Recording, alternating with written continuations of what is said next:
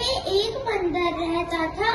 वह बहुत मीठे मीठे फल खाता था और मौज मस्ती करता था। एक दिन उसके पास एक मगरमच्छ आया। बंदर ने पूछा कि तुम यहाँ क्यों आए हो? तो मगरमच्छ ने बोला, मैं यहाँ खाने की तलाश में आया हूँ। तो बंदर ने उसको थोड़े मीठे फल दे दिए। तो वह दोस्त बन गए। अब मगरमच्छ हर रोज बंदर के मीठे फल खाने आता। एक दिन मगरमच्छ की पत्नी ने बोला कि तुम इतने मीठे मीठे फल कहाँ से लाते हो? तो मगरमच्छ ने बोला, मेरा एक बंदर दोस्त है, वो मुझे बहुत मीठे मीठे फल देता है। तो मगरमच्छ की पत्नी ने बोला, अगर वो तुम्हें मीठे मीठे फल देता है तो उसका दिल कितना मीठा होगा। तो मगरमच्छ की पत्नी ने बोला, मुझे तो उसका दिल खाना है। तो मगरमच्छ बोला, नहीं नहीं, अगर तुम उसका दिल खा जाओगी तो वह मर जाएगा। पर मगरमच्छ की पत्नी जिद करने लगी कि मुझे तो उसका दिल ही खाना है। एक दिन मगरमच्छ बंदर के पास गया और बोला, मेरी पत्नी को तुम्हारा दिल खाना है। तो बंदर डर गया और इसने तभी मन ही मन एक योजना बनाई और मगरमच्छ के साथ चला गया। नदी के बीच में बंदर ने बोला कि मैं तो अपना दिल पेड़ पर ही छोड़ आया। तो मगरमच्छ ने बोला, चलो हम तुम्हारा दिल लेने चलते हैं। तो जैसे ही वो पेड़ के पास पहुंचे, बंदर पेड़ पे कूद के बोला, जाओ मूर्ख राजा, मुझे तुम्हारे साथ नहीं आना। तुम मुझे मारना चाहते थे ना, तो आज से हमारी और तुम्हारी दोस्ती खत्म। तो बेचारा मगरमच्छ उदास होकर चला गया। इस कहानी से हमें ये शिक्षा मिलती है कि मुसीबत के समय हमें कभी धैर्य और सूझबूझ से काम लेना चाहिए। एक बहुत बड़ा जंगल था। उसमें कालू नाम का कौवा रहता था। वो रात की तरह काला था। वो एक दिन बहुत उदास होकर रोने लगा। तभी वहाँ से साधु महाराज जी जा रहे थे। फिर उन्हें जब काले कौवे को रोते हुए देखा, साधु महाराज जी ने काले कौवे से पूछा, काले कौवे क्यों रो रहे हो? फिर काला कौवा कहता, भगवान ने मुझे ऐसा बनाया है, जहाँ भी जाकर को लोग भगा देते हैं, झूठा खाना खिलाते हैं, तकलीफ ही तकलीफ। फिर साधु महाराज जी कहते, तू क्या बनना पसंद करेगा? फिर तोता कहता, मैं काला कौवा कहता, मैं तोता बनना पसंद करूंगा। फिर साधु महाराज जी कहते, चल बनाता हूँ तुझे तोता, पर एक बार तोते से तो मिलकर आ। फिर वो उड़ते उड़ते तोते के पास गया, पेड़ के 4 चक्कर काटे, तब जाकर तोता मिला। फिर काला कौवा तोते को कहता, तोता भाई तुम कितने मस्त रहते हो, भगवान ने तुझे कितना अच्छा बनाया है। फिर तोता कहता, मैं हरे में हरा मिल जाता हूँ, तुमने पेड़ के 4 चक्कर काटे तब जाकर मैं तुम्हें मिला, ये भी कोई जीवन है। फिर वो दोनों उड़ते उड़ते साधु महाराज जी के पास गए। साधु महाराज जी ने तोते से कहा, तोता तुम क्या बनना पसंद करोगे? फिर तोते ने कहा, मैं मोर बनना पसंद करूंगा। फिर साधु महाराज जी कहते, चल बनाता हूँ तुझे मोर, पर एक बार मोर से तो मिलकर आ। फिर वो उड़ते उड़ते मोर भाई के पास गए। फिर दोनों ने मिलकर कहा, मोर भाई तुम कितने मस्त रहते हो, भगवान ने तुझे कितना अच्छा बनाया है। फिर मोर कहता, मैं अरे तुमको ये आवाज नहीं आ रही, टक टक टक? फिर तोता कहता, ये आवाज कहाँ से आ रही है? फिर मोर कहती, ये शिकारियों की आवाज है, मेरे को मारकर मेरे पंख चुरा लेंगे। फिर काला कौवा कहता, अच्छा तो खुश नसीब कौन? फिर मोर कहती, तू। काला कौवा कहता, कैसे? फिर मोर कहती, इसलिए ना तुझे किसी से कतरा, ना जान खोलने का डर। इसलिए सभी समझ गए हम सबको भगवान ने बनाया है, सबकी अपनी अपनी खूबी है, हमको किसी से तुलना नहीं करनी चाहिए। ईश्वर की यह रचना सर्वोत्तम है। एक दिन एक मोर था, वह अपनी खूबसूरती पर बहुत घमंड करता था। वो कहता, देखो मेरे पंख कितने सुंदर और मुलायम है। जब भी वह नदी पे जाता, अपने आप को नदी में निहार कर बहुत खुश होता। वो बोलता, मैं तो मोर, मुझसे मुकाबला तो किसी का नहीं। एक दिन वह नदी पे गया, वहाँ उसे एक सारस बैठा हुआ दिखा। सारस को देखकर उसने अपना मुंह फेर लिया और बोला, तुम्हारे पंख कितने सीधे साधे रंग फिरे हैं। सारस बोला, हाँ, मेरे पंख तुम जितने सुंदर नहीं है, पर क्या तुम आकाश में उड़ सकते हो? ये बोलकर सारस बहुत बहुत बहुत ऊंचा उड़ गया और मोर देखता ही रह गया और बोला, क्या फायदा है इतने खूबसूरत पंखों का, जब आप जाकर आकाश में उड़ नहीं सकते। इससे हमें ये शिक्षा मिलती है, खूबसूरती से ज्यादा गुण अच्छे होते हैं। एक 6 साल का लड़का राधा आंटी का गेट जोर जोर से बजा रहा था। राधा आंटी बाहर आई, उन्होंने बोला, कौन है, क्या चाहिए तुम्हें? गरीब लड़का बोला, आंटी मैं आपकी गाड़ी की सफाई कर दूं? राधा आंटी बोली, नहीं, हमें नहीं करवानी सफाई। गरीब लड़का हाथ जोड़कर बोला, आंटी प्लीज करवा लीजिए ना। राधा आंटी बोली, तुम काम करने के कितने पैसे लोगे? गरीब लड़का बोला, आंटी मुझे पैसे नहीं, मुझे थोड़ा खाना दे देना। 1 घंटे के बाद गरीब लड़का बोला, आंटी मैंने आपकी गाड़ी की सफाई कर दी, आप जाकर देख लो। राधा आंटी बोली, अरे वाह लड़के, तुमने तो बहुत अच्छी सफाई की, अब मैं तुम्हें खाना दे देती हूँ। जैसे राधा आंटी खाना लाई, गरीब लड़का अपनी जेब में से पन्नी निकाल के उसमें खाना भरने लगा। राधा आंटी बोली, तुम यहीं बैठकर खाना खा लो, थोड़ा और लेना होगा तो मैं तुम्हें दे दूंगी। गरीब लड़का बोला, आंटी मुझे अपने लिए नहीं, मुझे अपनी बीमार माँ के लिए लेकर जाना है। उन्होंने कल रात से कुछ भी नहीं खाया।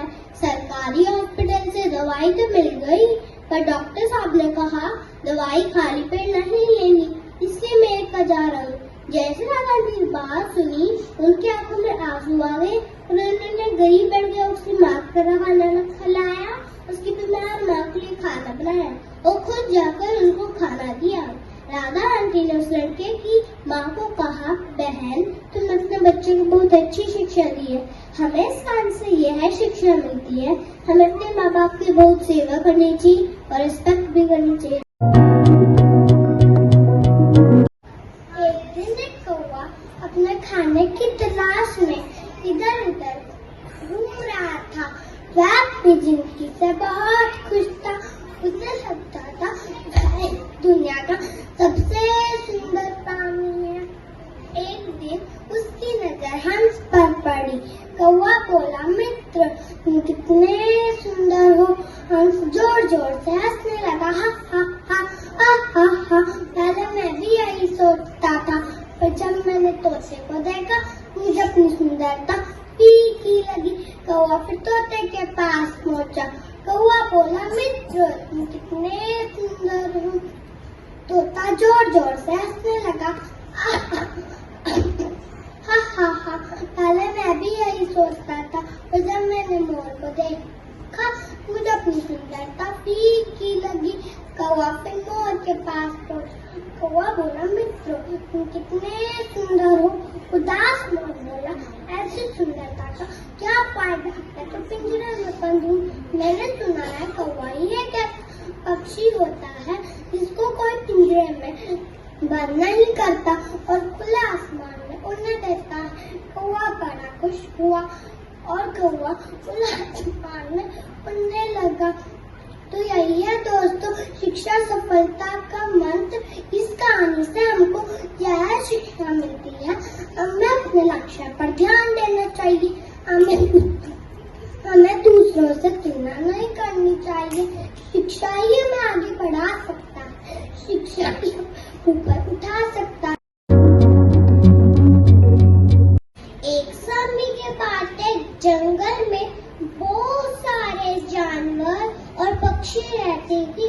उसी जंगल में पेड़ पर नन्ही चिड़िया रहती थी।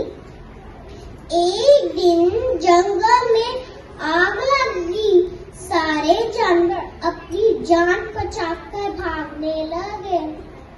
चिड़िया को भी अपना घोंसला छोड़ना पड़ा, पर वो घबराई नहीं। नदी के पास गई, अपने चोंच में पानी भरकर जंगल क्या बुझाने लगी।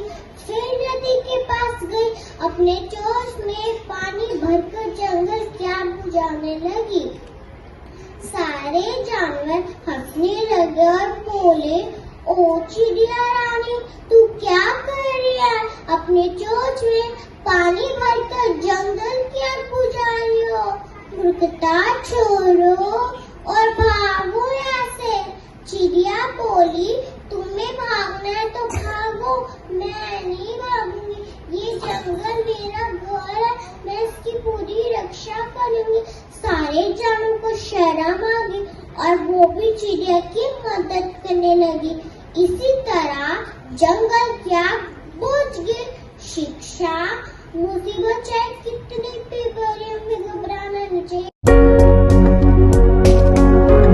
एक बार की बात है, एक नदी के किनारे बहुत बड़ा पेड़ था। पेड़ के ऊपर एक बंदर रहता था। उस पेड़ के ऊपर बहुत मीठे मीठे फल लगते थे। बंदर उन्हें खाता था और मौज उड़ाता था। एक दिन एक मगर उस पेड़ के नीचे आया। बंदर ने पूछा, तुम किस तलाश में आए हो? मगर ने बोला, मैं खाने की तलाश में आया हूँ। बंदर ने उसको मीठे मीठे फल तोड़कर दे दिए। इसी तरह बंदर और मगर की दोस्ती हो गई। एक दिन मगर ने बताया, मेरी एक पत्नी है, वो नदी के उस पार रहती है। बंदर ने उसकी पत्नी के लिए मीठे मीठे फल तोड़कर दे दिए। इसी तरह मगर उस फल खाकर जाता था और अपनी पत्नी के लिए भी लेकर जाता था। मगर ने बंदर को अपनी पीठ पर बिठाकर दावत के बहाने अपने घर ले चला। मगर ने नदी के बीच में बंदर को अपनी पत्नी की कलेजे वाली बात बता दी। बंदर ने बोला, मैं तो अपना कलेजा पेड़ पर ही छोड़ आया हूँ, चलो वापिस चलते। जब भी वो पेड़ के सामने पहुँचे, बंदर छलांग मार के हंस के बोला, जाओ मूर्ख राजा जाओ, अपनी पत्नी को कहना कि तुम दुनिया के सबसे बड़े मूर्ख हो। भला कोई अपना कलेजा अलग कर रख सकता है? जिससे हमें शिक्षा मिलती है, मुसीबत के समय कभी हमें अपना धैर्य नहीं खोना चाहिए। श्रवण कुमार अपने अंधे माता पिता के आज्ञाकारी पुत्र थे। वह सदा उनकी सेवा करते थे। एक दिन श्रवण कुमार के माता पिता ने कहा, पुत्र, भगवान की कृपा से हमें तुम्हारे जैसा आज्ञाकारी पुत्र मिला है। अब हमारी तीर्थ यात्रा करने की इच्छा है। श्रवण कुमार ने कहा, मैं आपकी यह इच्छा अवश्य पूरी करूंगा। श्रवण कुमार ने सोचा कि इनको यात्रा कैसे करवाऊं, क्योंकि उस समय बस, कार, ट्रेन आदि नहीं थे। पैदल ही यात्रा करनी पड़ती थी। तभी श्रवण कुमार को एक युक्ति सूझी। श्रवण कुमार 2 टोकरियां लेकर उन पर रस्सी बांधी और एक मोटे डंडे के किनारों पर बांधा।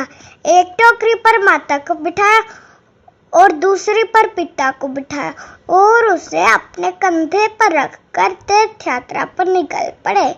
रास्ते में रात को आराम करते थे और फिर यात्रा पर निकल पड़ते। एक दिन यात्रा से आते समय जब आराम कर रहे थे तब श्रवण कुमार के माता पिता को प्यास लगी। श्रवण लोटा लेकर नदी से पानी भरने गया। जैसे ही उन्होंने नदी से पानी भरा, एक तीर आकर उनको लगा और वह घायल हो गया। उनकी आवाज सुनकर राजा दशरथ उनके पास आए और उन्हें माफी मांगी। कहा, मुझे माफ कर दो, यह तीर मैंने चलाया था। मुझे लगा कोई जंगली जानवर पानी पी रहा है, उसका शिकार करने के लिए मैंने सब्ज बेदी बाण चलाया था। श्रवण कुमार ने कहा, वहां पेड़ के नीचे मेरे अंधे माता पिता प्यासे हैं, यह पानी उन्हें पिला देना और मेरे बारे में मत बताना। इतना कहकर श्रवण कुमार ने प्राण त्याग दिए। राजा दशरथ लोटा लेकर अंधे माता पिता के पास गया और उन्हें पानी दे दिया। श्रवण कुमार के पिता ने कहा, हमें पता है तुम हमारे पुत्र नहीं हो, तुम कौन हो और हमारा पुत्र कहाँ है? इतना कहकर राजा दशरथ ने उन्हें सारी बात बता दी। इतना सुनकर उन्हें बहुत दुख हुआ और राजा दशरथ को श्राप दिया। कहा, हे राजन, जैसे हम पुत्र वियोग में प्राण त्याग रहे हैं, वैसे ही तुम भी पुत्र वियोग में तड़प तड़प कर मरोगे। इतना कहकर उन दोनों ने भी प्राण त्याग दिए। शिक्षा है, इज्जत भी मिलेगी, दौलत भी मिलेगी, सेवा करो माँ बाप की, जन्नत भी मिलेगी।